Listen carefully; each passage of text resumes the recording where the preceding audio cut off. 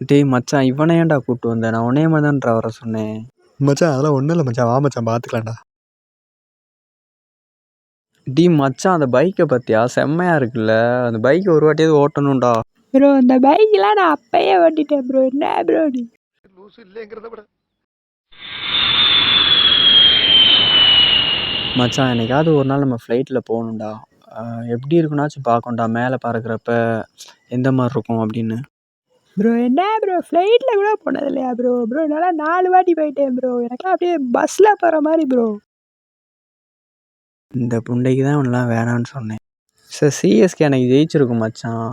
தோனி மட்டும் அவுட் ஆகாமல் இருந்தாருன்னா கண்டிப்பாக நம்ம ஆண்டா கப்பை அடிச்சிருக்கோம். ப்ரோ ஆர்சிபி தான் ப்ரோ கப் அடிச்சிருக்கோம். ஜஸ்ட்டு மிஸ் ஆயிடுச்சு ப்ரோ. கண்டிப்பாக அடுத்த வருஷம் ஆர்சிபி தான் ப்ரோ கப்பு.